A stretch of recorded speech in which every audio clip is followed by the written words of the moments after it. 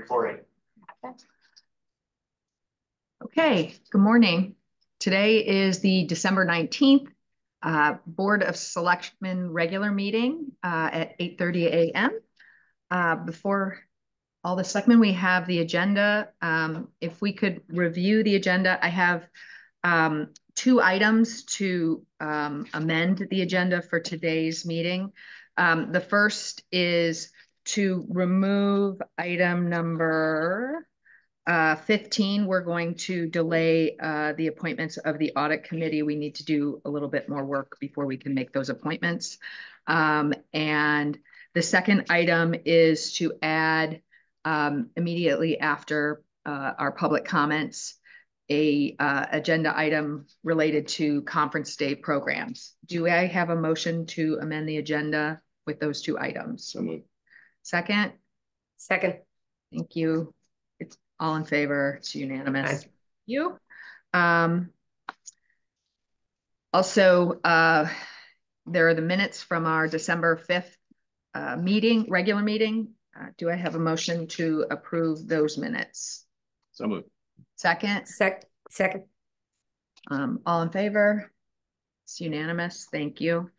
Public comments. Members of the public are welcome to provide comments to the Board of Selectmen on agenda topics scheduled for review and/or vote. Comments submitted electronically should be sent to the following email address: bosdistribution@newcanaanct.gov. Do we have anyone wishing to make any public comment? On Zoom? No one on Zoom? Okay. We will move on to. I think we're going to do John. Yes. Yeah. Moving on to conference day programs with John Howe. Good morning. Good morning. And thank you for adding this in. So your after school, and yes, it looks like I left spaces out, but that's how their name of the company is, held programs at the 3 elementary schools during conference day programming. They did sports and Legos, fashion design, and jewelry and beading. The schools opened up a little bit more space, so we were able to have more kids participate, and that's why we went over the $10,000 threshold. So we're looking to enter into a contract not to exceed $11,130 for the conference day programs that happen at the beginning of December. Okay. Does anyone have any questions? Hey, John, this was always planned. It's just a small addition in the cost. Is that correct? Yes, the cost went up because we added more kids. Okay. We were able to add more kids, so that was the problem. It was That's great. planned to use the contract, use the company. So the demand is there. The demand's definitely there. And sports and Legos, to me, that's a combined class for the day. The kids love it. They get to get some energy out, and they also get to use their creative ability. And these are cost neutral programs because we charge parents for the privilege of participating in the after school program. That's correct. So it's truly cost neutral. It's just because there's more participants we need to contract to begin with, and then there is a little bit of we charge a little bit more money than the parents pay a little bit more than we have to pay the contractor. Okay. But that helps with if there's scheduling issues with kids dropping out, etc. Right. So it's basically cost neutral to the town. It's basically cost neutral. Correct. So I just thought that was important. The PTC used to do that, I think, over the years. I used to do that as a PTC chair before I got moved to the rec department. So I have lots of familiarity with this program. So yeah, it's a great program for parents and kids. So thank you, John, for expanding it. Okay, so do I have any other questions? Sorry. No. Okay. Do I have a motion to approve a request from the New Canaan Parks and Recreation Department to enter into a contract for your after school in an amount not to exceed $11,130 for youth programming during parent-teacher conference days at the 3 elementary schools? Second, Amy? All in favor? It's unanimous. Thank you, John. All right, moving on to New Canaan Museum and Historical Society. Nancy Geary. I just had a little problem because when I logged on, it said my system was infected. So, yeah, so I don't know that you want me to share my All screen. right, they all have. I have a hard copy. Amy, do you have anything? This. Okay, great. Amy has it too. I think we had it on our, Yeah, it's on we our- have on our, And on our it's pad. in the public packet as well, so anybody. I'm No. very sorry. That's why I love a hard copy, to be honest with you. It's my new thing. I want a hard copy of presentations just because this kind of stuff happens. Okay, well, I apologize. I'm Nancy Geary. I'm the Executive Director of the New Canaan Museum and Historical Society. And I very much appreciate the opportunity to talk to all three of you. I guess Amy's on Zoom. And give you a little bit of an update on what's been happening at the Museum and Historical Society over the last really 5 years. As you'll see from your package, the Historical Society is the oldest historical society in Fairfield County, founded in 1889. It started off in people's homes, then moved into the library and was part of the library for a very long time until the 50s when it moved onto the campus where it is now. As a result of a swap with St. Michael's Church, the Historical Society gave them the parking lot and we took the original town hall. And that's where our offices are today. In addition, the Historical Society, through Friends of the Gores Pavilion, rescued the Gores Pavilion in Irwin Park, and we now operate that under a use agreement with the town. The next couple of slides have to do with our revenue and expenses. As you'll see, our revenue is mostly membership and major gifts. We have a few very loyal, very generous donors who provide nearly 50% of our operating budget. Memberships start as low as $100. We also have people that donate $10, $25, mostly individuals. We have had over the course of the last 5 years at various times, some corporate sponsors, but never more than about $10,000 worth. The programs, most of our programming is free. So the programs in here that are generating the revenue are primarily two things: the Modern House Day Tour, which is every other year, and our annual fundraiser, which happens in June. We have started a real effort to try and get grants. We currently have a grant with the state. It's called a Good to Great grant that is paying for a portion of the renovations on the Little Red Schoolhouse. During COVID, Connecticut had a lot of funding for the arts. And so in 2021 and 2022, we got about $30,000 from the state, but that funding has dried up. New Canaan has given us for the past 3 years, $25,000 a year. So that's that 7%. And then others, just miscellaneous, occasionally the Historical Society has left something in somebody's will, or that kind of thing goes in the other category. Expenses is a similar thing. We have 2 full-time employees and we have a lot of part-time employees and contractors. The salaries, we don't give any benefits, we don't give health insurance. And the reason that it also is such a large percentage of the expenses is that the employees run all the programming.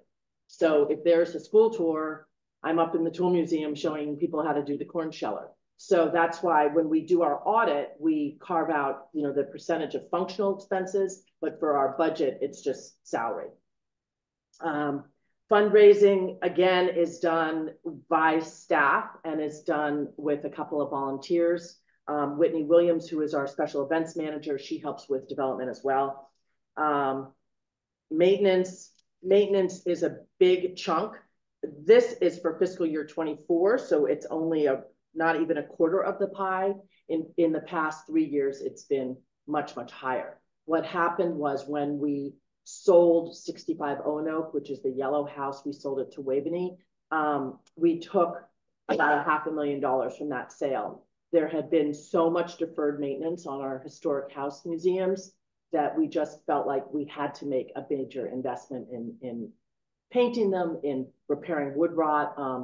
The Rogers Studio was very expensive because that's obviously a landmark building and had to be done with even more care than the other buildings. But the campus looks good now. The buildings are all weather tight. We have new HVAC systems. We had to replace some of the doors. We've had to replace some of the windows. I mean, it's been an ongoing, very, very big and very expensive project. We're hoping that that's mostly behind us, but unfortunately, you know, we keep doing this like, okay, let's go out and prepare a report and figure out what's coming down the pike. And then something just goes wrong. So, I mean, the town knows you have a lot of properties and you can't always predict when the expenses are going to come. Utilities are utilities, and programs. The program expenses are some honorariums for speakers' fees.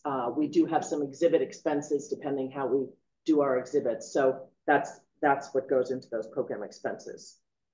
The programs that we do, I don't know how many you've attended, but we have lectures on all kinds of things, art and architecture. We had recently, Jim Bach gave a great presentation on Benedict Arnold.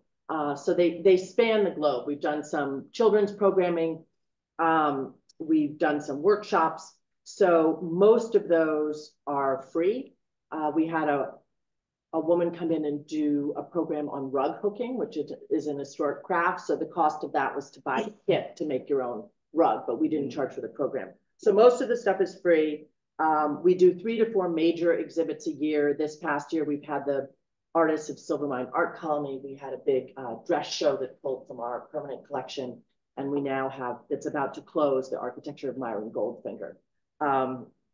We have done all sorts of things in terms of people come to campus both planned and they walk in the door and they want a tour. So we try to be as flexible as possible. Obviously, we prefer people to make a reservation, but there's been people that, you know, will say, oh, I drove up from Pennsylvania because your website said you were open, and then we end up spending half the day with them. So that's a really nice part of the job, but it's an unpredictable part of the job.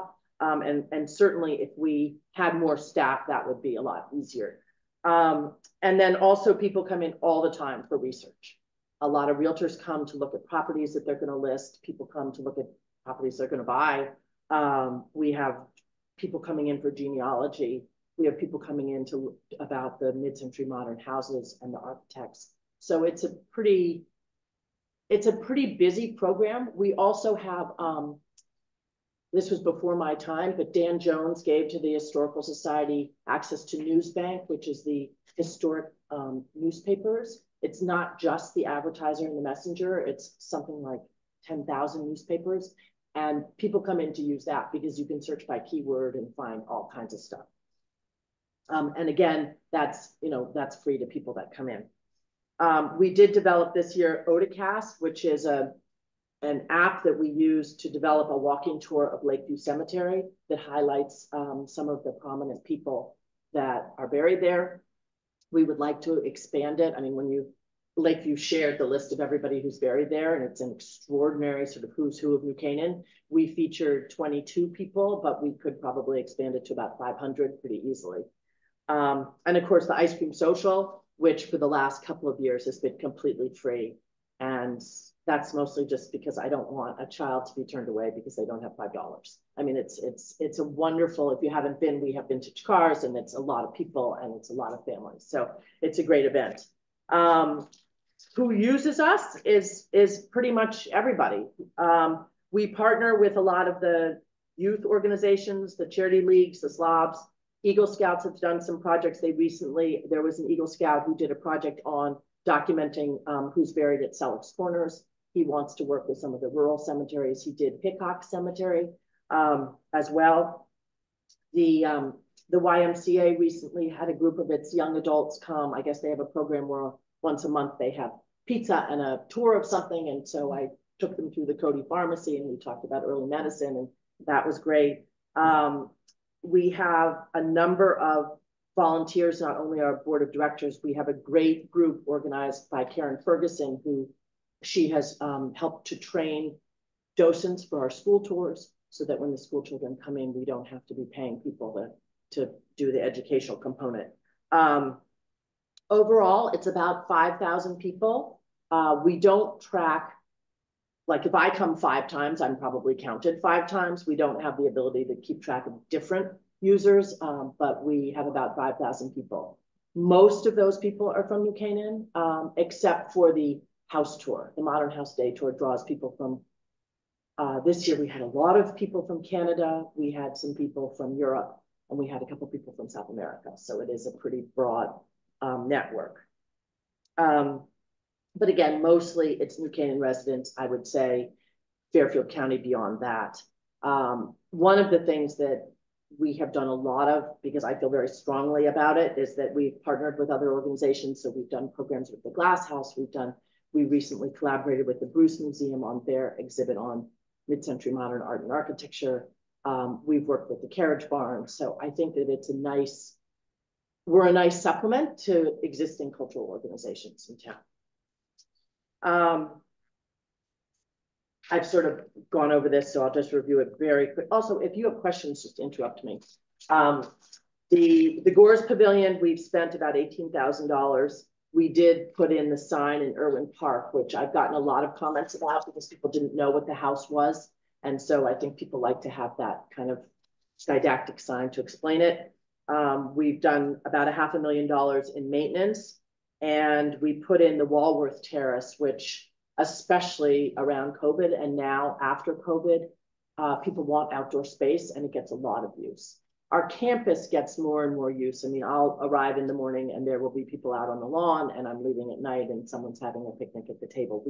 We don't monitor those visitors. We just like to have them use the grounds. The grounds are really pretty, and we have a lot of outdoor furniture now and some picnic tables. So it's much more kind of user friendly. Anybody using that little library box you put out? Yes. Well, it was very upsetting to me because first someone stuffed it with like trashy novels. And, but it's supposed to be history books, and yes, people are taking them and we're refilling them. So we love that, and we ordered some stickers so the books have a sticker on it. And there's a book in there that I'm very surprised nobody's taken about the civil rights. So I might have to borrow that one, but yes, that's getting used, and the trashy novels have stopped. So some of you have heard about, we've launched this campaign recently. It's a $2 million campaign, and it will do 4 big things on our campus. There's going to be the Bartlett Center for New Canaan History, which will be in the existing library, and that's going to be the permanent exhibition on the history of New Canaan. And we're finalizing what they call the assets for that. And there's going to be media consoles that are interactive, especially because we can't possibly tell the history of this town in 1,000 square feet. So the media consoles allow us to have, say, 50 important people instead of just the few on the walls. And there's a really rich history to this town, which I didn't know when I took the job, frankly. I live in New York, and I didn't know that much about the town of New Canaan. And it's a history that goes well beyond the town. I mean, the impact of the people in New Canaan on a much larger world is extraordinary. So it's been great. I think it will be a very useful exhibit for everybody that wants to either learn about the town that they live in or the town they've grown up in. Or I've talked to people at, for example, at the Glass House, and they've said, well, people say, what else should we see? And having a permanent exhibit means that those visitors can come and really learn about the town in a different way, and in a way that we didn't have the capacity to share with somebody that just walked in the door. So we're very excited about that. The Special Collections Museum will replace the existing Tool Museum on our campus. The Tool Museum is not a museum. It was a garage, and it's not weather tight. It's really not designed for exhibit space. And this building will have this carriage that we've restored, an 1860 carriage, and it's going to have a working print shop with the Poe Acorn press that was donated by the Herson family, that was used not to print the advertiser, but to print special events for the advertiser. And it's also going to have a place that we can always exhibit Silvermine art. The Silvermine Art Colony was one of 3 colonies in Connecticut, a very important art colony. And I've talked to the people at the Silvermine Art Center, and they're delighted that we will have the history, and they want, they're more of a contemporary art center and a teaching facility now. So but we will certainly partner with them on what gets exhibited and how they want, how they want to be engaged with that as well. And the other portion of that building is that we have been given the studio of Addison Millar, who was one of the original Silvermine artists. And that's going to be moved to the campus and disassembled and reassembled on the back of this building. So the little sort of rustic shack at the back of the building is that. The Rogers studio has been already fully restored on the exterior. We're closing in on the interior, which will be an exhibit on John Rogers' life and work. The Historical Society now has the largest collection of John Rogers' works in the world. And it's been hard to select which ones go in the exhibit, but we think we have ones that represent all of the important stages of his work, and we'll have a story of his life, and it will be a lot better for people that want to come and learn about him, because we can open the doors and people can really navigate the exhibit space by themselves. They won't need a docent. There'll be signs. We've also it's arriving tomorrow. The Hyde collection has given us the slave auction, which was one of his abolitionist sculptures. There's only 2 or 3 left in the world that haven't broken, and they're giving us they're giving that to us because they feel like this will be the most important place for his work now. So we're super excited about that. And then we are building some additional storage for our very, very large clothing and textile collection. So that's where that campus campaign started in June. We're about $1,250,000 into a $2 million campaign. We have started the work, and we expect all of it to be completed by December of 2024. So it's a very, very tight schedule, but we think we can make it. We keep going back over the schedule, and so far we're hitting the target. So there we go. This next slide is just a comparison of what the town of New Canaan has funded in town, and also what other towns do for their historical societies. Darien is sort of a one-off, but I will say the difference is that they're only open in a very limited capacity. It's not really comparable to us because we're open 5 days a week. We're open a lot on the weekends, and we're also open. We do most of our programming at night or on Sundays. So we're almost a 7-day-a-week operation. And so that's really obviously why I'm here. I'm hoping that the town will consider increasing its support of the Museum and Historical Society, primarily to allow us to continue to do what we do, which is to have transitioned to be more of a museum, more of a cultural resource in town than we have been, to extend our hours, to perhaps add some staff if we can, and just to be able to offer more to the town. And probably a little bit of that would be spent on additional marketing, social media, that kind of stuff, so that we get the word out. I mean, I think we're doing a pretty good job. Charlotte Engel has a TikTok that she does her clothes, and she's got like 1 million followers on that. So we do get people calling, saying, I'm driving up from Virginia to see the dresses. Are you going to be open? So I think we're doing our best to get the word out, but we are a very small crew with big plans, and we would just love it if the town would consider increasing its support. Okay, thank you. Questions? Yeah, any questions, Amy? Oh, hey, Nancy, can you tell me how the Gorse Pavilion is used? The Gorse Pavilion is one of the buildings that New Canaan maintains for the use by the Historical Society. And when we did the building study, that was one of the ones we looked at. How is it actually used? Who uses it? Who has access to it? I've just always wondered how that was woven into the fabric of New Canaan.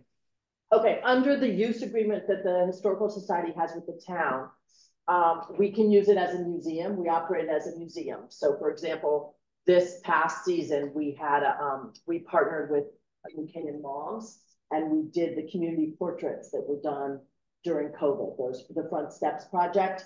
Those portraits are all in there. So it's used as a museum. It's open by appointment through us. So, for example, last year, 80 Spanish architecture students had come in.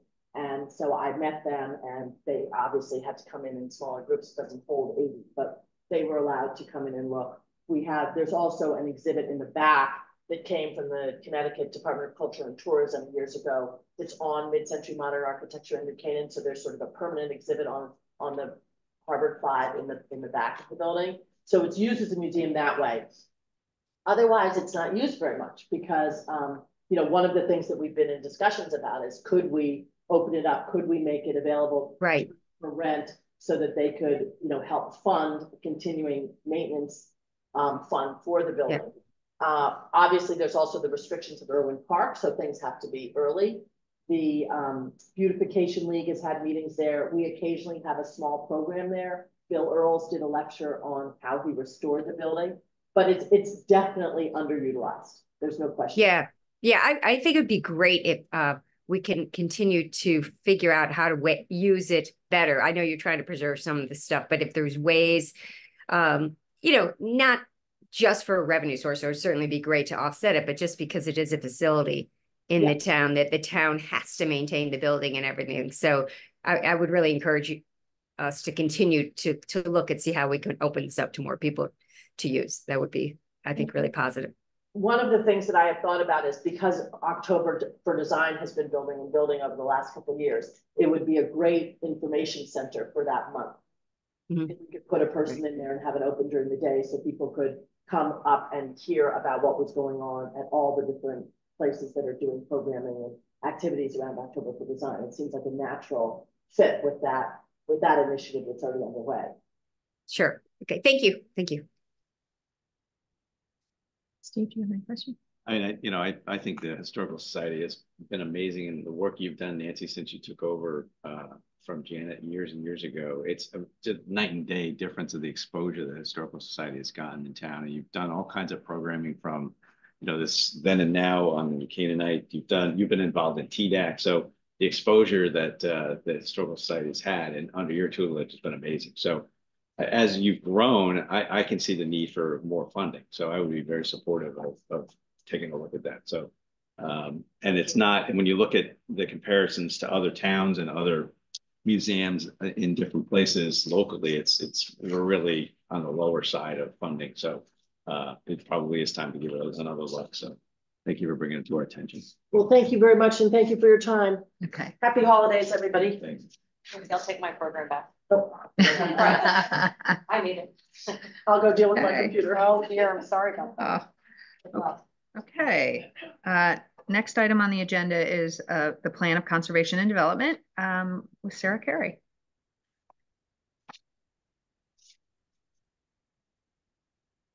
Good morning. Good morning. Yes, sir. So I'm here to just speak a little bit about the survey results and just to give you all an update on where we stand with the 2024 Plan of Conservation and Development, POCD for short. So as you all know, a survey was launched in the month of September. The goal of that was to get more structured feedback before we really start diving into the development of the plan, whereas the meetings we've had over the last month or so were more open-ended feedback. So this was all about receiving structured. So we gathered over 2,000 survey responses, which equates to about 11% of the town, which is huge. The goal was 4%, so we blew that out of the water, which was great. SLR consultants struggled a little bit to analyze all the data in their time frame, so that was exciting.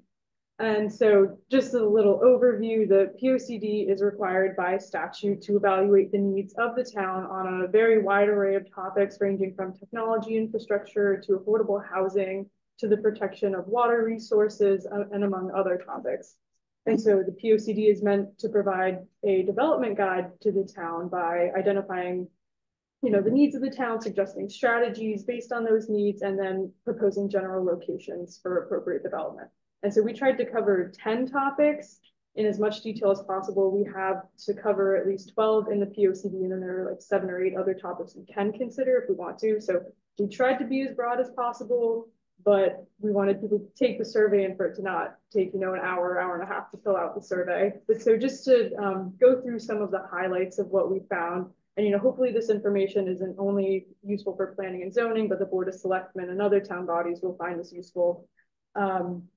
So overall, residents rated the quality of life as an 8.5 in town out of 10.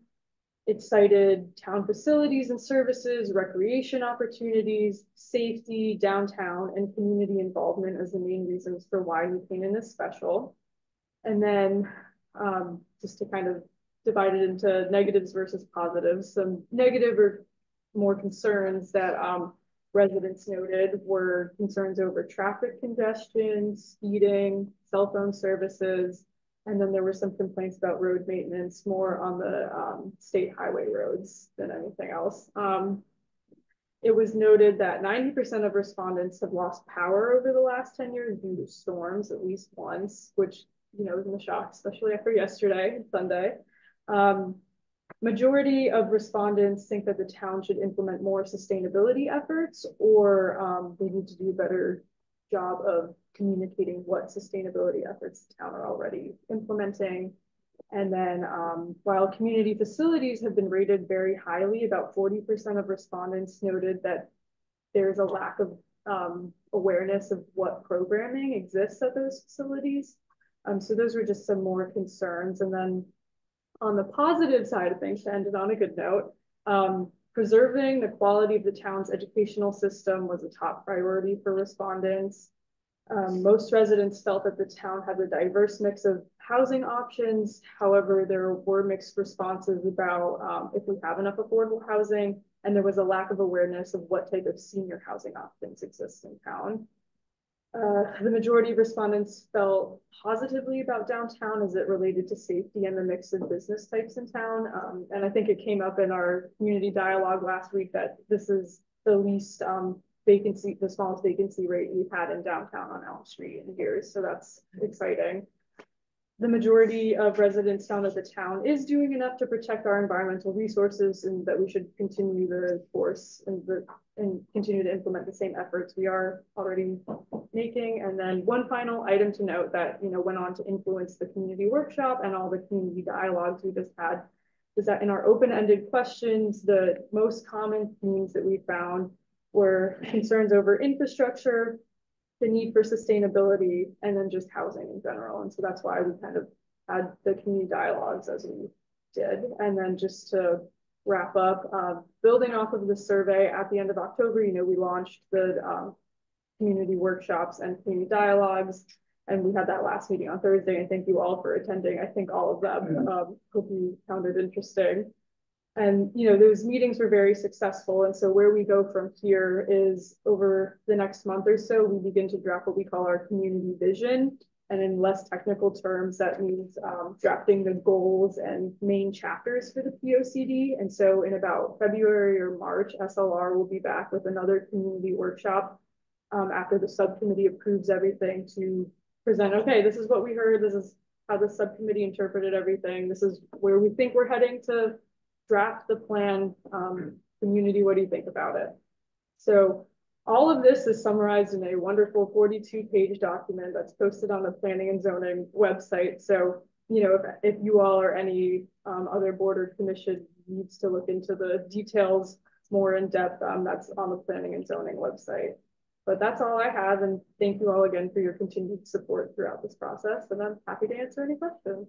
Well, thank you, Sarah, for all the work you and the Planning and Zoning and POCD committee has done to sort of, you know, bring all this information together and engage the community, because there have been a lot of people who've been engaged. So, yeah, I mean, a lot of people with that survey result is amazing.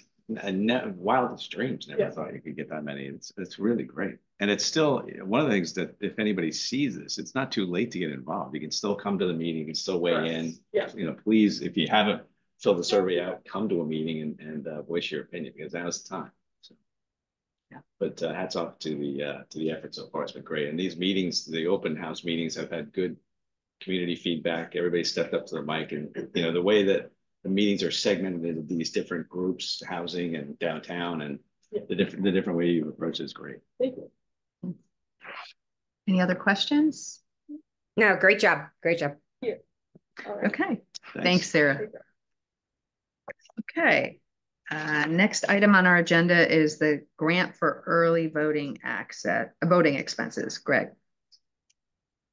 Good morning. Good morning. Hey, Greg. Good morning.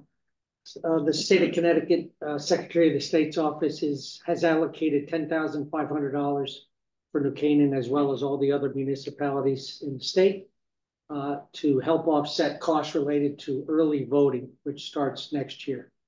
So this is a simple request on behalf of the registrars to authorize the first selectman to sign a piece of paper saying that we will accept the money and that we will use the money for eligible expenses. Simple as that. Any questions? Pretty straightforward. Yeah, pretty straightforward. Sure is. And there's really, I mean, as long as it's related to the early voting, there's no restrictions from the state about how it's being used. Well, it looked like, you know.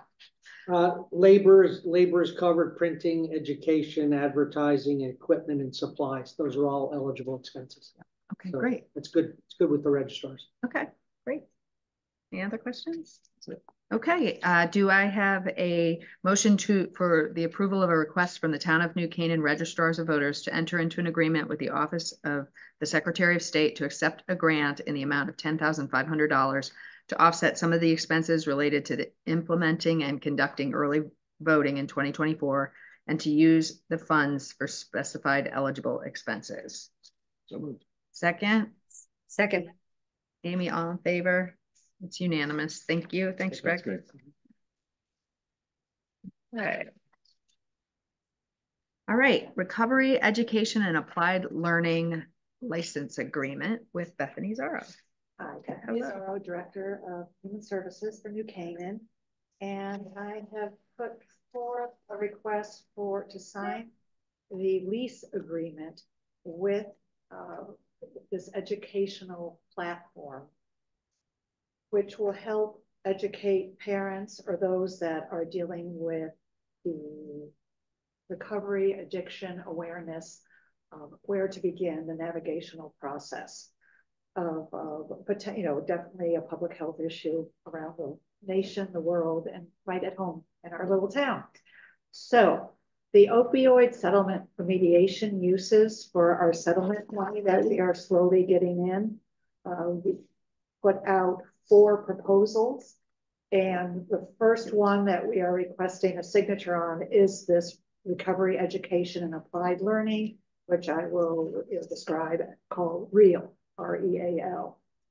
So the lease agreement has been looked over by Doug Lamonte with Todd Lampert, who is one of the directors and owners of this license. Tucker and I have looked at it. The important thing about this program is it does qualify as an appropriate remediation use for addiction, which this money has been given to us. It's not a budget line item, and we do have to find areas to where we can, the community can benefit from this money. So recovery education, I want to emphasize that it is nothing medical. The information is not a diagnosis, treatment, anything. It is an educational platform to make those that are dealing with addiction or potential addiction, to give them a resource base all at once by top high quality educators, doctors, world renowned. The license agreement is $500 a month, which would give New Canaan the license to give out the code for a resident to start looking at the information. So we have put in for 1 year $6,000 with potential of going up to 3 years. Once somebody zeroes in on the QR code, they have access to it. To receive the QR code, they would go on our website or receive it through the New Canaan Board of Ed. There'd be many doors that this could be. Silver Hill with their urgent assessment program also has this. They have signed on with this lease agreement. So that person will then have full access to the educational materials, and anything from lectures to books to research studies, things like that. Once again, nothing medically based. So the contract of the one thing that we did discuss was our limited liability that the town wants to maintain because of this.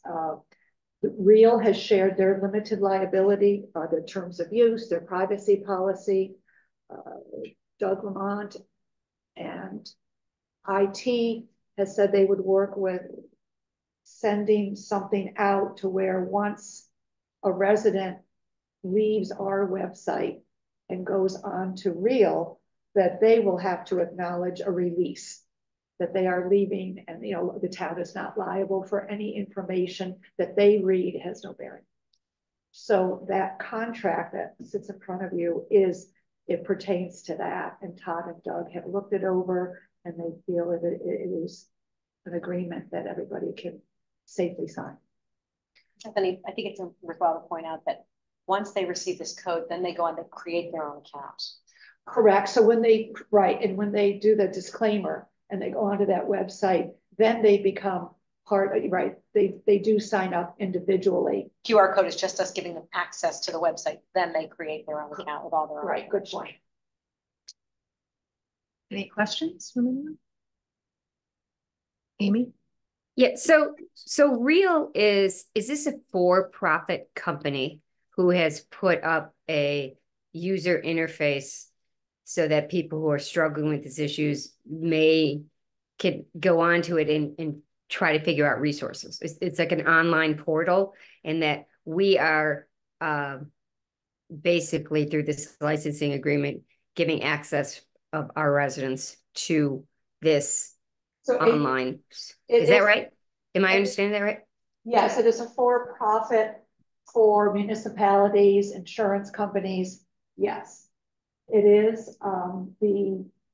It does not feed into, we are not pushing it on the resident, but in order for us to have it as a resource for the town, for the residents to have access to, it is a license agreement. Yes. Okay. And did you say the Silver Hill Urgent Assessment Program uses this as well? Yes. They use it. So it's in keeping with the program. Human Services Commission. Pardon me? The commission has reviewed this, right? Yeah, the commission has reviewed it. They have accepted the proposal. They feel it is something that would, given the environment and what the town is trying to do and support behavioral health, this is one of the areas that, given this opioid settlement money, that we should offer to the residents. One of the disparities about receiving help with addiction, things like that, if you've never navigated it before, you have no idea where to start. Yeah. And so this is more of helping educate the public, our community, in terms of where you can go for help. Some people like to receive help in town and come to those. Others like to privately peruse. And we just want to make sure that the information that they are getting, that we do back, that this is absolutely, world renowned. You can see where to go on their website, you see the other lease agreement companies, a lot of EPAs, or what is it, Cheryl, the employee EAPs. Okay. They're getting major corporations that are instituting it in their human resource database. So it's something that it's definitely ahead of the times. There is another informational resource that I looked into that is of no charge, but it's navigating into for-profits for the resident. And we want to stay away from this. This is just education. This is not professionals putting their name on the website to contact them. And people aren't saying anything. Once they get into the site, they're not purchasing a book or anything like that. This is all it's a platform. Yeah, and you all have reviewed it. You think it's a good program. Silver Hill obviously think it is. Will we be able to know how many residents take advantage of this? Not that we want any information, but just that this is well spent money because people are tapping into it going forward. And I know it's settlement money, but just so tracking how useful it is or not. Right. Yes, they will be doing quantitative, analysis, seeing they will be able to capture our area and our numbers to see, because we would we need to know that as well to see if it's something that the town is utilizing. Thank you. Thank Bethany, you. what can you speak to the privacy of it? You know, good point about, you know, the numbers, but people, our residents should know that this is completely private. Right, and this, And, you know, part of this real community is letting people experience this. You know, you've got a family with an addiction issue. Like you said before, nobody knows what to do. It's a whole new experience every time it happens. So this is a community that they're joining, that others have gone through this, that they can talk to and try to figure out how to navigate. So anyway, privacy first, and then we'll get into that. yeah, so the privacy, and that is, I have all the privacy policies and education disclaimers that Real uses on their website. And town attorney said he would look at it to make sure we're going to use it because and tweak it to our liability issues. But it is the terms of use and what that involves. But there is absolutely, it's totally confidential in terms, and there's no HIPAA compliant because it is not medical. This is absolutely a resource.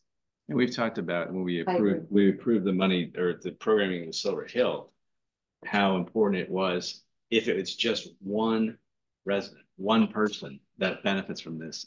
You know, it's paid for itself 1,000 times. Yeah, so the price of a life is priceless. Exactly. So hats off for bringing it to our attention. It's a great program, and hopefully it will help somebody along the way. So I just had a couple questions.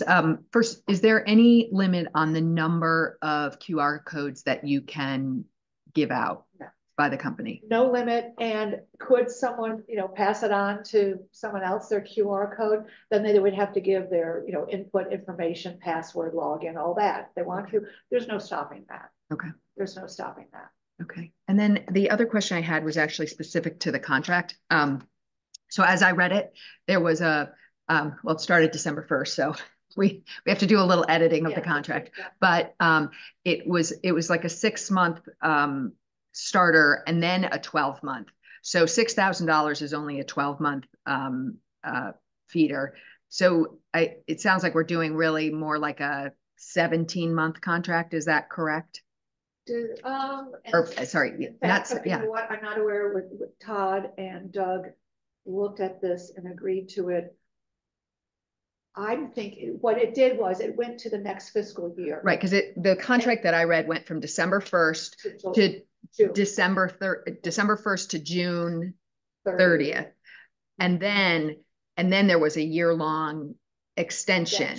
So that's really not a 12-month contract. It's an 18 but we have 17 months because we're at the end of December now. So I just wanted to understand how long we're truly, because it's more than $6,000 if we sign this agreement, because it's actually 18 months or 17 months. So I just would like to get clarification on that. And then the other thing is, so we need to give 3 months. So if we don't want to renew, so we're required to do, are we required to do 17, 18 months, or are we required to sign up for just 12? Because this our charter said we can only do a 12-month contract. So this contract is very confusing.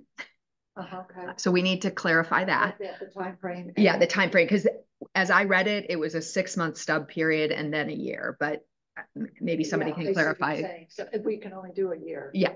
Okay. Yeah. So maybe we can clarify that. And then and then we do 3 month. So that's a long notice period. 3 months is a long notice period. So we have to give 3 months notice if we don't want to continue to cancel the contract. Yes. Okay. All right. So, I mean, yeah, 3 months. Yeah. $1,500. So, okay. So we just need to be, you know, if we're not happy. So I guess probably we need to plan for, you know, 6 months into the contract to kind of really revisit the effectiveness of it and, you know, decide if it is something that, because we'll have to cancel within 3 if we're not happy. So we have it set up, if this goes through, that once every 2 weeks, I will meet with the administrator of this program. And with I don't know what some aspect of the company, and we'll go over the numbers. We will go over and see what any disparities or what we're finding, what we're hearing, just to stay in touch with us. And if everything's comfortable, I might go to once a month But definitely during that time, that is when assessment can be done, as well as anybody else can get on that. Any questions or get to me, but yeah. And given the privacy issues, I mean, how will we decide if we like this program or not? I think just quantitatively, we'll see the. Okay. I know, like Steve said, one person, it helps. Yeah. Like how far we want to go with it. Yeah. Exactly what Okay. It's going to be a combination of numbers and fields. Okay. How do you let the residents know about this? Exactly. So this is where we do once again, the same thing that we've done with the urgent assessment program, going out to the schools, to the agencies and the organizations, New Canaan Cares, the library, the things like that. We will get it out in social media. The doctor's offices, absolutely, we have our New Canaan Behavioral Health Alliance. We will get the word out to that at their meetings. So definitely communication as we have done it. Okay. All right. Thank you, Bethany. Great question. I will get back to you on an answer. Okay. Thank you. Thank you. You can So, obviously have both of them yeah, subject to finalization. Okay. You got that. Thank you. To your help. I got it. Those are good things that we need to. Yep. Yep. So could I get a motion to review and approve a license agreement between the town of New Canaan and the Recovery Education and Applied Learning LLC, subject to the questions that we had at today's meeting being answered, in support of an online platform designed to provide support and education services for residents with substance abuse disorders. All those in, Some. second, Amy, all in favor, unanimous. Thank you. Thank you. Thanks, Bethany. All right, Water Pollution Control Facility, Nick Colabella and Tiger Man. Good morning. Good morning. Yes. Joined with Nick. He's our superintendent of the wastewater plant. So this is, in essence, a continuation of contract with AECom.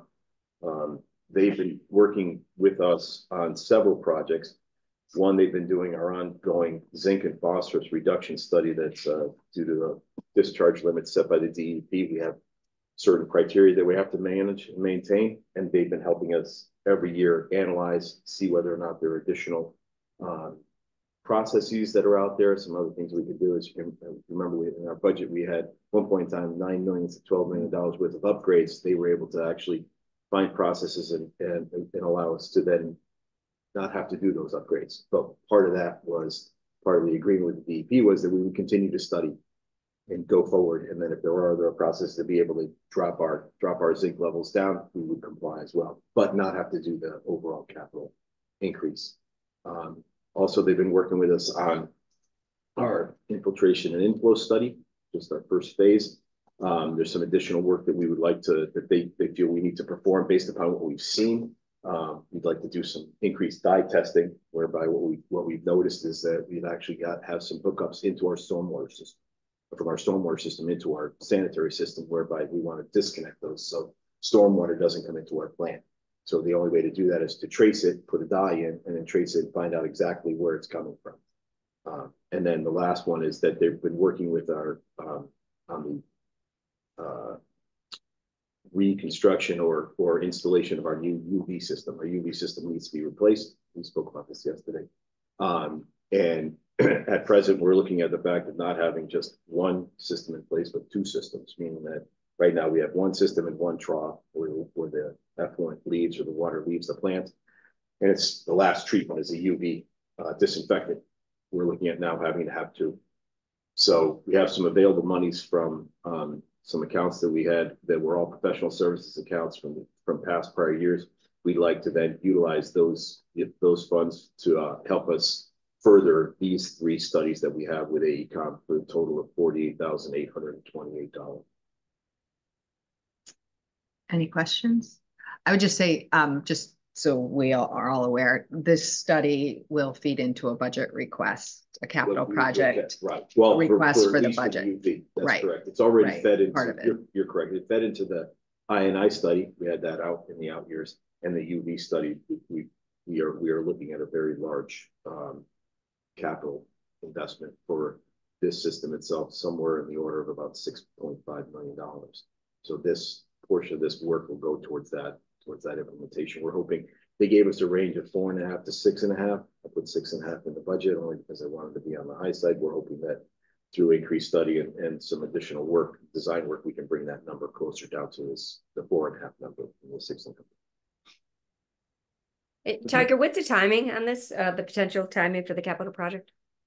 The potential time, well, the I&I study is ongoing, so we're Right, phase right. one. We'll continue to phase two next. The UV study, I would say as quickly as possible. We have the unit that we have is 23 years old as the plant.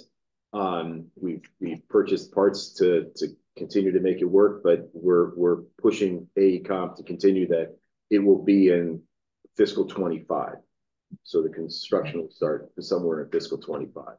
So that would be by the end of June 30th, 25. We'd be putting shovels in the ground for this work. And the cost for this will be offset, within the whole water system, right? It'd be kind of a user fee in terms of picking up the amortizing over the life of it. Yeah, at present we're looking at bonding for it, but then yes, that'll be a discussion for the WPCA and the Board of Finance, as you're aware. They'll decide whether it's funded from the town or funded from inside the sewer fees. Okay. Questions? So I wanted to, Greg's gone, but I think, also this might be something, I don't know if might be any grant money available from the state or the federal government. I'm meeting with Himes later this week. Maybe you can come join us and maybe we can do a tour with the congressman. Environmental things are. Comes Thursday? Yeah, Thursday afternoon. I think it might be a useful use of our time to bring him over there. It's a big project, and so we'll talk about that. I'd like a pre-tour maybe. Okay, sure. Just make sure what we're setting ourselves up for. What about we've been talking about this zinc and phosphorus issue for a while, and I always remember John Engel. Every time you came to a meeting, he would say, "Tiger, where are we with that?" I mean, because it was such a huge number that was looming out there in the future. As long as we were mitigating this as we go, is the hope that we don't have to do that type of. Right now, we're using polyaluminum chloride, and we're meeting the limits. Good. Right. So we're treating it chemically, basically. So is there anything the residents can do that on an individual basis? Everybody always says do the little things. Is there anything they can do? Really. I mean, zinc is in vitamins. Aquarion is adds it to the drinking water for pollution control. So not really, and there's no equipment out there that can get rid of it. What causes it? the zinc is added as it's an anti-corrosive, right? So they put it in as an anti-corrosive, so it comes, and our limits are less than their limits. So and then it does occur in other things that humans ingest, that then comes into our system as well, into the sanitary system. I don't think that there's anything that a resident could do. We're not going to tell them not to take a vitamin or a zinc supplement, but we would if we could. Right. Aquarion adds 1 milligram per liter of zinc orthophosphate. Our limits are 0.046 per billion when it leaves. Right. So we actually have to treat what they're putting in. That's and they're not. We've met with them. They're not going to change their limits. They did reduce them slightly, but they're not going to change their limits because of the amount of capital that they have in the ground that they need the anti-corrosive for. You imagine. So if they took that out and then all of their pipes started to rust and corrode, that would be, very cost prohibitive for them. So while we did meet with them, they were, they understood our concerns, but at the same time, we had to understand theirs as well. So, all right, thank you. You're welcome. The storm yesterday, everybody okay over there? How did we do with our levels? Yeah, water. We hit 3.6 million coming in. Wow. An average daily flow is around 500 to 700,000. Wow. Lower than what we have been, but Isaias was the big one, right? Isaias was a big one. Then a couple of other very short bursts where we had about 4.5 inches of rain in an hour and a half, things like that, where all of it just ran off. That's the reason for the I&I study, and we've found some interesting areas and some interesting data. We're hoping at that point in time that'll help us then bring that, even that $3 million number down, 3 million gallon number down to into the 1 million gallon range, you know, the 700,000 gallon range, which is where we operate, which we should be operating. Okay. All right, thank Thanks. you. Oh, we have you. Thank you for everything you're doing. Yeah. We don't get to see you that much, so. That's why I brought him up here too. He was a little nervous. He's like, oh, I said, no, just come up here and meet him. It's a good thing to come up here and meet him. Yeah. Okay, so could I get a motion for the approval of a request from the Department of Public Works to enter into a contract with AECom in the amount of $48,828 for professional services in connection with the reduction of zinc and phosphorus and in conjunction with the I&I study and UV replacement at the water pollution control facility? Steve, second. Amy, all in favor, unanimous. Thank you. Thank you. All right, Tiger and Nick again. Right. So this next one is it's our ongoing issue with Gengris Ford. So we mentioned the fact that we had the one vehicle from the highway department. We had a subsequent vehicle from the wastewater plant. Given our experiences on the highway side, we would like to cancel, very much like to cancel this with the wastewater plant. So what we need to do is be able to have you say, okay, cancel with this. And then we went out and looked and we were able to find almost the exact same sale for the vehicle itself. We were originally buying the vehicle for $105,869.90 with a $6,000 trade-in for a total of $99,869.90. We're now able to get one for $104,734.20 with a $4,000 trade-in for $100,743.20. It's approximately $900 difference between the two. We'll be making that up with our operating side. We very much like for you to award the contract to Tasca Ford for $104,734.20 less the trade-in, and we can cancel our current contract with Gengris. But we can't cancel until we get them. Okay. Any questions? Anybody? No difference in size or model. No different whatsoever. They're both on the state bid. It really came down to just the cost of, say, the mechanic's body or the system that we have in the winch, we have it on the back. It really came down to the add-ons in the end for that $900 difference. Yeah, it's $900. Okay. Okay. Second contract for canceling with Gengris. So, and then just so I understand the accounting, Anne. So when we do this, and because this is the second time where we've lowered a bid amount or a contracted amount, the savings that we get in that's just excess budget in the account. If it's a bonded capital?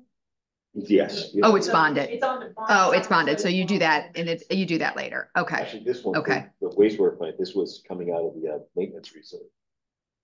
You know, our sewer fund, right? So that would just roll back into the stay fund. in the fund itself. Right. It just lowered the encumbrance, that whatever differential would stay in the fund, because it's not coming out of capital, it's coming out of the actual sewer fund.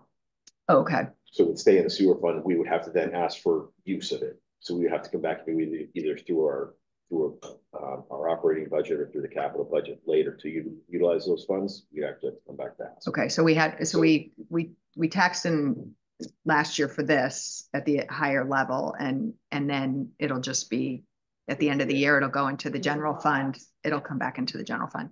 Amy, did you have a question? Yeah, I just want to make sure. Tiger, did you say the net cost of this is 900 more or 900 less? 900. Because you have less of a trade-in on this one, right? I'm sorry. Trade-in, yeah, it's about 900 more. So the expense is up $900. Correct. All in. Okay. Sorry. Yes. On the other one, it was less. Sorry. Right. The other truck was less. We saved on one. We paid a little. Okay. Okay. Okay. Any other questions? Nope. All right. So could I get a motion for the approval of a request from the superintendent of the wastewater treatment facility to enter into a contract with Tasca Ford in the amount of $100,743.20 for the purchase of a new 2023 Ford 350 Mechanics utility truck. This replaces a previously approved purchase order of $105,869.90 with Gengris Ford due to supply delays. Yep. Your motion. Amy, second. Yes. Steve. All in favor, unanimous. Thank you very much. Thank you. Okay. Employee handbook with Cheryl. Good morning. Morning. So today I'm here asking for an approval of the employee handbook. This handbook will cover approximately 35 employees and part-time staff. The other employees are currently covered under collective bargaining agreements. The attorneys have reviewed this handbook and made changes, additions, and areas that needed updating, such as the FMLA section, different leave provisions, updated policies, and the cannabis policy. Please let me know if you have any questions. Does anybody have any questions with the employee handbook? Amy, I know you had a couple questions. Did I answer your? Yeah, yes, you did. Thank you. Oh, thank you. Okay. Any other questions? All looks good. Yeah. All right. Time. Okay, so could I get a motion to approve a request from the Human Resources Director to approve the revised employee handbook? So moved. Steve, second, Second. Amy. It's unanimous. Thank you very much. Thank you. Okay, Playhouse update. Review of Playhouse Theater project and status.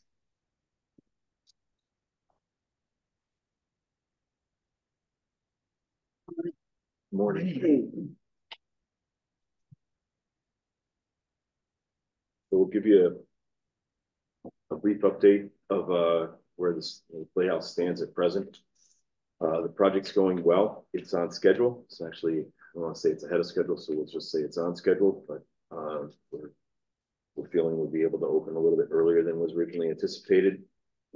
The interior block walls have all been completed, and the subflooring on the first and second floors are completed, and the concrete subfloor for the ramp leading out to the front entrance has been done. The bathroom concrete floors will be installed this week. The electrical service switch and the panels have been installed and are roughing of the building where the interior has begun. The elevator is about 80% complete, so the shaft is done. We're building the elevator on the inside. We're able to get Otis in on they had an opening in their schedule, so we were able to get them in now to be able to take care of that and get that out of the way. That's usually something that happens at the end. You're usually waiting for it. Usually there's delays associated with that. And our fire sprinkler system has been installed and it started last week. We also took out all the existing heating, put in temporary heating that was completed and is running. You can see that in the back. We'll move the compactor forward a little bit. And then in the end, we took down that portion of that rear building as well. The white portion of the building, the gray building is a gray portion is still there. We think that might have been part of the original building itself. We're still looking at it because the inside of that is actually open to the theater. There's no brick on the inside of that. So if you go inside that little area, there's no brick walls. It's just frame. So overall, we are on budget and we're on time. I know Amy had some questions. I had a handout. I'm sorry you weren't here, so I don't know if you want to wait. Our little thing doesn't work yet, probably. Yeah. No. Okay. All right. Well, I apologize that it came forward, but we have a breakdown of where we were or where we are overall for each of the contracts that. Yeah, Tiger, why don't you hand it to me? We'll take a picture and text it to Amy. Yeah, that's fine. That's Steve's too. Always comes down to cell phones. That's our new thing of equipment. I know. We're all excited. When's that going to be ready? Soon, they're working on it. Is it like a modern overhead It's a projector? little overhead projector. Yeah. Amy, I'm gonna take a picture and Oh, send it to thank you, Tucker. Thank you. Thank you.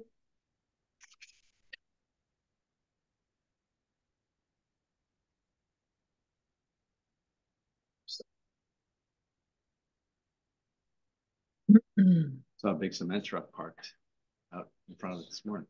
On its way, Amy. Thanks. Got it. So overall, the entire contract or the entire amount of work, as you said on the far right hand side, the original budget is $7,985,000. Right now, we have expenses encumbered of 7.824. If you call it the second phase of work, which is the work that we're doing right now, was at 3.934 million, and it's broken out into construction itself, the HVAC system, inside that contract was the building management system. We paid for that out of our ARPA funds, since ARPA funds had a certain criteria associated with it. We were able to fulfill the criteria for that. That was one item that we could actually pay for out of our ARPA funds. And then plumbing and electrical, which came down to 3.819 million. Add on bonding costs of 3%, got you to your 3.934. Other items that were down at the bottom, you'll see inside the ARPA funds, we're able to the elevator, fire sprinkler, and the BMS system out of the $600,000 of ARPA funds. We were able to contract out and bid $560,856. So that kind of utilized up all the ARPA funds underneath the criteria, as I mentioned, that they had. Amy, you had mentioned the roof project. The roof project, the original budget was $292,720. And after design, environmental services, and the contractor, the contracted amount, the project cost was $288,299.62, which left a balance of $4,420.38. And then the exterior project that we had budgeted $553,000, and after design and construction, the project cost came in at $532,470 with a savings of $20,530.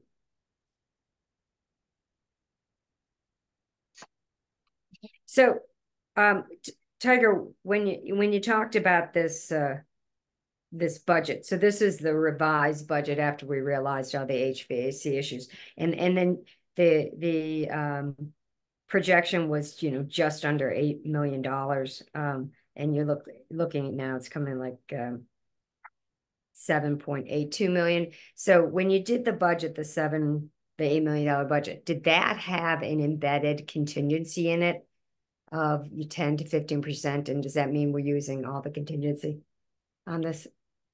We're not utilizing all the contingency. We are utilizing some of it. Originally they were estimated numbers. That's correct. Okay. And we had a certain amount of contingency based in there, but we still have $160,000 left in the overall amount of work. Right. Mm-hmm. Is that tighter than normal at this point, or are you guys still comfortable? That seems pretty tight, 160 at this point. It's tight, but we've, since it was design build, we really worked through a lot of the elements of the project on a real-time basis. Yeah. So as we work through each segment of it, we're getting pricing as we built it till we got to the contracted amount. So right now we're feeling pretty comfortable with it. Okay. Are there any? Could you realize any savings? Surprises and risks. Are there any savings that we could realize as we go through any, or is everybody sort of in contracted and locked? Everybody's in a contract and locked right now. We are always constantly keeping mindful of value engineering things as we get to them. I mean, everything was great with the engineers and architects on paper, but reality is on the old building, we get there, we find some simpler ways to do things when we can, and that are still meeting the code. We're doing the best we can. We'd love to come to you and leave our money on the table, but we're trying. And I know this project has been a little bit of an unusual one. It's taken some turns here and there, but as a town, we don't want to spend $8 million and open up a beautiful theater and have somewhere along the way we shortcutted something. So if there's an issue, don't be embarrassed to come back again, please. It's not. There's no pride in this project. Well, we got to get it done. We've all committed to get it done. So, if there is anything we need, we got to talk about it. I just don't want to. We're with you on that. We're not going to shortchange nothing. And we have weekly meetings just with the team. And then I'm over there 3-4 times a day. Every day I'm working closely with the project manager and Glenn, the owner of the company. We're on it. And like I said, most of the risk right now is behind us.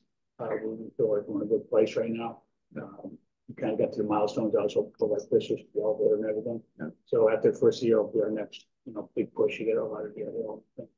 Yeah, because I know the residents continue to be really excited about this, as do all the shop owners downtown are all waiting for this thing to get going. So everybody's excited about it. So it's got to just get it going. We can try to use a side door there because I go around the front and do a bid in every. If it comes around, one next question. Yeah. We have to put the gates around the front because people are just wandering in because they're when no one's open. So there's been a lot of enthusiastic residents and out of towners too. Heard nothing negative. It was just excited about kids, especially. Yeah, it should be a draw. Should be a good Yeah. draw. And so just in terms of when, and if I miss this, I apologize. When do we think they're opening? Right now? The news that we've gotten is end of April, beginning of May. So if Okay. we're, that's what That's what we're trying to put. That's what we've concept. yeah. For, end End of May, early June. Yeah. So we're, yeah. Oh, so is that the early that you're talking about? No.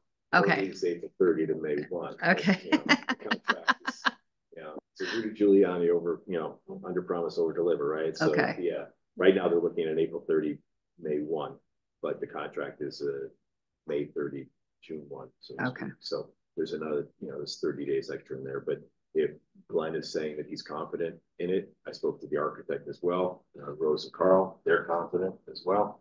So if everyone's confident, then yes, that's what Simulabs is communicating end of April. They would like that for that spring release. Yes. What they're looking for, spring release and release. Yeah. So that's what we're gunning towards. And the fact that we were able to get the elevator in early, that was a huge boom as far as it goes. Yeah, that was the two elements, the order in the elevator when we did, and also all the electrical switch gear, we actually have it. It actually came in, late, we anticipated what happened, but we have it. We actually installed it already. So the two big elements that were the real unknown out there, were able to happen and being installed. So I'm glad about that. Well, the good news that you didn't talk about was our $2 million grant. Wow, that was a team effort. So, thank you to everybody on the team that applied for the grant, that we got the grant. Thank you to the state, our legislators and, everybody's hard work to help offset some of the costs of this project. So, it's the little piece of light. Mm-hmm. Well, the big piece of light is when it's going to be open. So, correct. Anyway, any other questions? No, that's a huge thanks goes out to anybody involved that got that $2 million grant. That's really amazing. I mean, it's of all the projects we've had in town that needed a little positive boost, cash and boost wise. That was so well done. Go ahead. Okay. So that, that takes, for this $8 million project with 1.5 from Cinema Lab. So New Canaan's exposure is 6.5 million. So it takes it down to 4.5 million. And we did use various funds to get there. So it's a big help for us. Yeah. And I little story, I guess I was laughing because Tom O'Day, when the governor was here and we're walking around town, literally every store we stopped in, Tom was like, and then you can see the cinema, you can see the Playhouse right from here and from here. It was, so I appreciated it. So it was great. Okay. So I don't think we need to vote on anything. So thank you very much. Again, Alley sidewalk. Okay. Playhouse Alley sidewalk restoration. So this next is a contract with Hussey Brothers Excavating for $22,045. This is for the alley, not the alley. The alley is the wider one that we share with Le Pen Quotidien. This is the alley, which is the blind alley next to the theater, which we now share with the. You want to do that again? LA versus alley? Correct. Wow. Yeah, okay, it's the only way to differentiate either. But the I thought it was because Le Pen. It was named by the garden club at the time. They named it the LA. That's why it has a nice arch. Okay. So it's ALEE versus ALLEY. That's my learning. I did not know that. I learned something new today. So we have the selectmen agreed to allow an easement across that portion. We need to utilize it for the theater as well. We need to make it ADA compliant. It was in a little bit of rough shape. And we're also allowing now, as I mentioned, the restaurant that is adjacent to us needed that as a second means of egress to come out of their establishment. So we need to redo that area. We're having Hussey Brothers come in, redo the drainage that's there. We're having some drainage infiltration into the playhouse that we would like to capture. He's going to put in a couple of additional catch basins and then run the drainage out and then prepare it all for to be poured in place for concrete. That contract will be coming to us subsequent. We wanted to get this work done, get the drainage work out of the way, and the rough in of the work prior. And then once we have established exactly what the grades are, then I can bring a concrete contractor in to pour. Hussey Brothers does excellent work on prep work and drainage, things of that nature, but he would like to leave the concrete for others. So the contract itself is for $22,045. It's a contingency of $3,300. Not that I think we'll need it, for a total of $25,345. Hussey Brothers has done excellent work for us in the past. They're very well versed in this type of work and very well versed in this area. So they've done work for the Playhouse and for the town in this general area where we've got a lot of utilities, a lot of things underneath the ground. So we all the just to give you an idea, all the electrical services for all the lampposts come in to this alley. So the breaker box is right there on this alleyway. So it's very, very important. We have to be very, very careful coming through here that we don't damage anything and damage all the lights that we have throughout. So we recommend this contract to Hussey Brothers for that amount. Hey, Tiger, that's just the alley. That doesn't have to do with the front of the Playhouse, which I know they're doing all the work. That's separate, right? In terms of that's separate. That was a separate contract with Lonnie, Peter Lonnie Incorporated. We stopped at Le Pen once we started doing the work at the Playhouse, only because everything was coming in the front door. So we stopped, and then eventually we'll come through and do the rest of it. That would have had to have been done regardless of whether we renovated the Playhouse or not. That sidewalk was in rough shape prior to any thought of renovation. It was 2 or 3 different types of material. We had some bituminous sidewalk in there. We had concrete panels, and then we had brick as well. But yes, you're correct. That'll be once the Playhouse is pretty much has all their material in and a lot of their work is done, then we'll look to come out from that. That'll be like one of the last things we do before opening the Playhouse is to take care of that area of the sidewalk. And it has a bump out associated with it as well. So the granite curb and everything will extend out about approximately 8 feet from the curb line from the present curb line. Question. Great, thank you. And you're going to come to us separately with the ADA ramps and everything that are involved in the alley there, right? Yes, that'll be a separate contract for that ramping. Right now, it's under design. We're almost complete. Yeah, a couple of tweaks left. Basically, you have to decide on where we want to put the compactor on, and then we can finalize that area. We're looking at seeing if we can still maybe take that gray building off the back and what that might entail. But the design itself will be coming back to you. Yeah, the overall contract for that construction. Interestingly enough, that lot has been non-compliant forever. It's basically an island unto itself, right? So it has no access. Every access is through another parking lot. So in essence, we needed to build this, again, regardless of what we're doing with the Playhouse, we needed to build this access way. And I think will be a nice segue into town. Most people don't even know that there's parking lots behind Elm Street when you question it. Most don't know that there's parking lots that you can access, come down a staircase and go. Yeah. So now that we put in ramping, I think it'll be even more inviting for someone to park in either the Park Street lot or the Playhouse lot or the Town Hall lot after hours, and then be able to access downtown and maybe alleviate some of the parking issues that we have on Elm Street itself.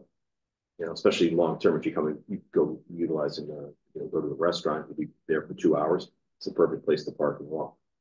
So yeah, the topography there is going to be interesting to try to get a ramp in there. Because it'll be an L-shaped design. Yeah. So it'll start on the back of the building and then work its way to the front. And because we also can't extend it too far because we have egress. You know, we have some doors that come out as well, so we can't block that whole LA with a ramp.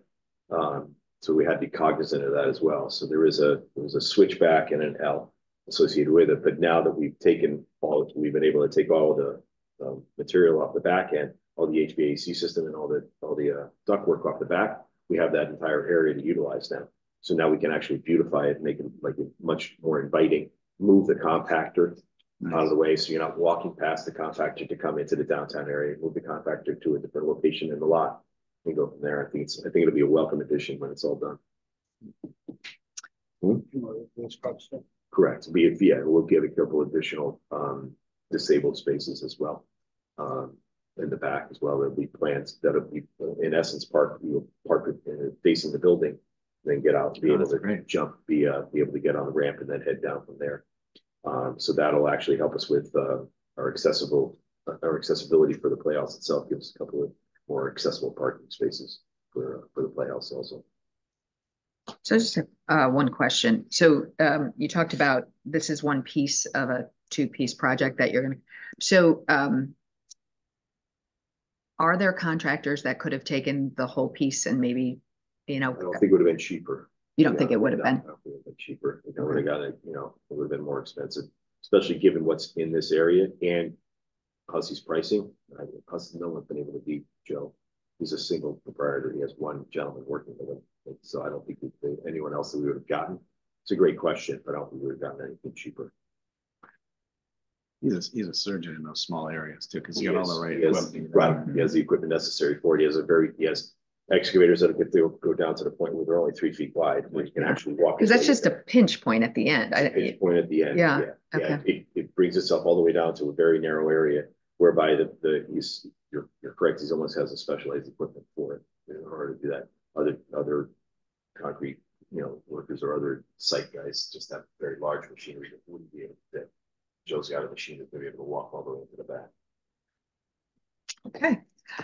So do I have a motion to approve a request from the Department of Public Works to enter into a contract with Hussey Brothers Excavating in the amount of $22,045 plus a contingency of $3,300 for a total cost of $25,345. The project entails a demolition and removal of the existing concrete sidewalk in the alley and related work in order to install a new compliant concrete sidewalk at the Playhouse. Steve, second. Amy, all in favor? It's unanimous. Thank you. Tiger again, approval of a request from, purchase order increase. Sorry. That's okay. You want to read it? No, I'll wait. Okay. So this is, we had an original blanket purchase order with M.A. Garamella. They are under contract for all of our HVAC maintenance.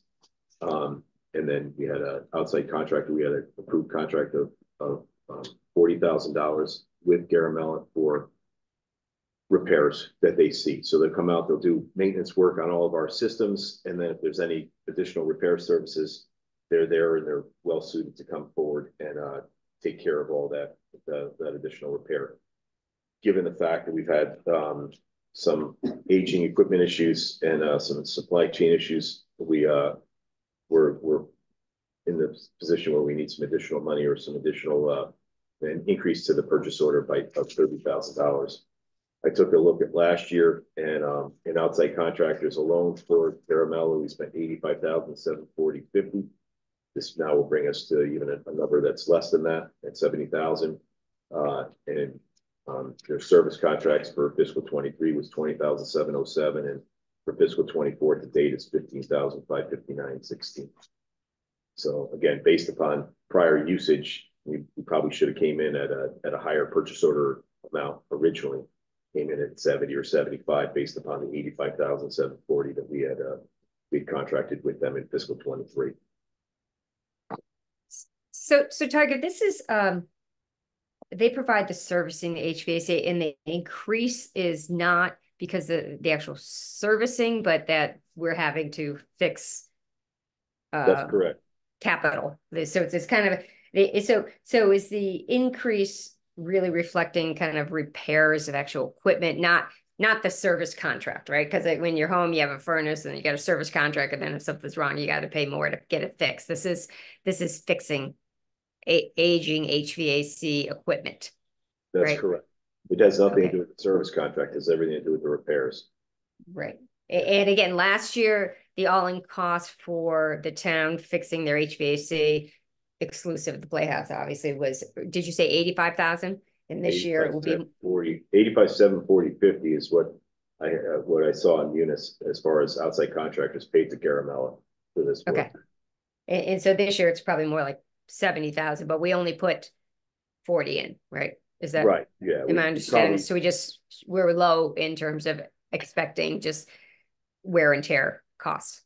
Right, we try to phase it in, so we could have come in at 70 or 75 based upon last year's usage, but we came in at 40, and then you say, okay, you know, we need additional monies as we roll forward through the year.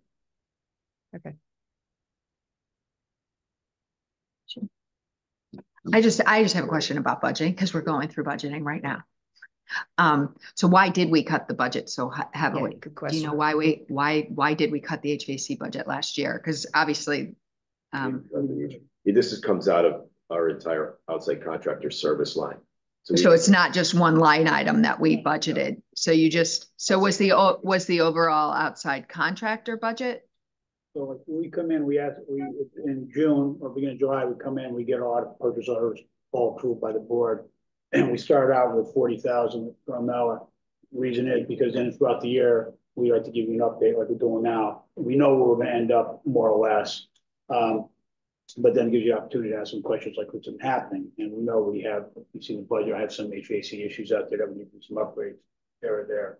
So it's really just, it's just following the purchasing policy, but also mid-year we get to come just like we need to increase this, and this is why we've been seeing. And it is a lot of it has to do with aging equipment and the change of types of equipment we're being able to do. Okay. But the budget line itself includes other trades. Yeah, so right. It includes the electrician, includes plumbers. We don't have a separate line for just outside contractors, HVAC, outside contractors, plumbers. Right. It's outside contractors. Right. So this 30,000 that is in the outside contractor line for the budget, we're still within budget. Correct. So we're saving somewhere else. Right. We're saving in electrical or somewhere else. At present, yes. At present, yes. We only have 6 months left. 6 months. We got spring coming in, so it's a challenge with HVAC because like our budget starts in July, so we're like, okay, now it's quiet right now, but with spring startup, you don't know what's going to happen. And it's been interesting because it's been warmer, believe it or not, and our chiller so fired up the other day because it's trying to balance the heat in the building. So you get all that solar gain right now. Okay. I mean, given the number, given the sheer number of buildings we have, you know, when you divide a number like this out, it doesn't surprise you that it's this kind Look at because each building has multiple HVAC units. Right. And I was doing it in my head before. I think I have over 35 units. So off the top of my head, I was able to think of that, you know, we maintain in-town building. Yeah. And that does not include like your the wastewater plant. They have their own fund that we use. It doesn't include like playhouse and a couple other areas that are covered under a different fund. Railroad's not covered under this. All right, so just to follow up on Deanna's point, so the money is actually within the outside services. We're just allocating it to HVAC at this point, right? Yeah, that's correct. Okay. We're not asking for an increase to a line item. Yeah, it's just a moving it around, right? That's correct. Thank you. You're welcome. Okay. Any other questions? All right. So could I get a motion to approve a request from the Department of Public Works to increase a previously approved current blanket purchase order with MA Garamella HVAC service repair services in an amount not to exceed $30,000. So moved. Steve, second. Amy, all in favor? It's unanimous. Thank you. Okay, Tiger, the tree warden. So this we are going to see the tree warden someday. We are. So I love the fact you asked that question. He called me this morning because of the storm. Yeah. Oh, yes. So this is the Board of Selectmen meeting this morning. Yes. So, but you know, go do your job. Okay. Yes. No. Today, yes, absolutely. So I said, absolutely. I said, we'll try to come back. He said on his next bid in January. Okay. To come in, start off the beginning of the year fresh. But okay, great. He was planning. Yeah. No. Yes. Nature got in the way. Nature got in the way, unfortunately. Okay. Yeah. So this is our last bid for the calendar year, our 12th bid of the calendar year. We went out to our standard set of contractors, everyone that's on our emergency call-out list. It's for 6 separate locations in town. Olmsted Tree came in at the low bid at $23,616. Just to give you an idea for the calendar year, I can break it out. I broke it out in fiscal years as well, but for the calendar year, this is our 12th bid. We've taken 184 trees down, 46 stumps have been removed, and we've pruned 62 trees. our average is 201 trees a year, 97 stumps and 46 pruning. And overall, we contracted out for the calendar year $282,290. 56 of those were ash. So 56 of the 184 trees we took down were ash trees. We seem to be on our way out of that. Last year we took 85 down. The year before we took 112 down. So we're seeing a little bit more. We're starting to remove all those dead and diseased ashes. Unfortunately, we're going to fall into beech. We're going to fall into some other trees that are going to suffer as well as we move forward. But at least we're coming out of the ash problem. So that kind of gives you an idea of where we are, and I'll get Bob to come in hopefully in January on his next bid to talk to you as well. That way we can put a face to a name, ask him. He's looking at retiring from he has a full-time job and part-time job. He's retiring from his full-time position. He's looking at as December 31st, so he's looking like we'll have additional time to necessarily come in and leave and do other things. So that'd be good. Great. Any questions? It's good. How are we feeling about our tree budget after this last storm? We're okay because a lot of that came into debris for the highway department. So Olmsted was out the first night on call. That'll be a heavy night. So they were out. They were on call that the first night coming forward. Okay. As things were falling, so they were out all night long.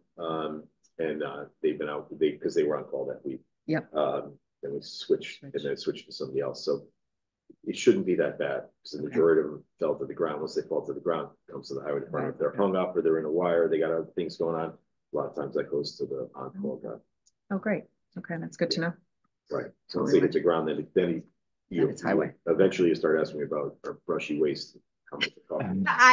We had those conversations a couple of weeks ago with the fee setting, so it's all starting to get tied together. Where it falls in at that point in time. So. Okay. All right, great.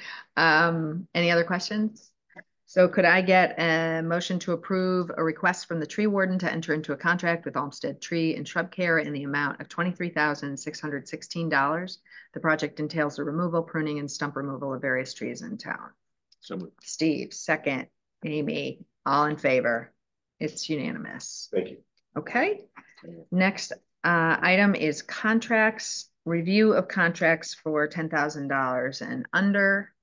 Does anyone have any questions about the contracts under $10,000? Okay. Seeing none, we will go on to legal bills. You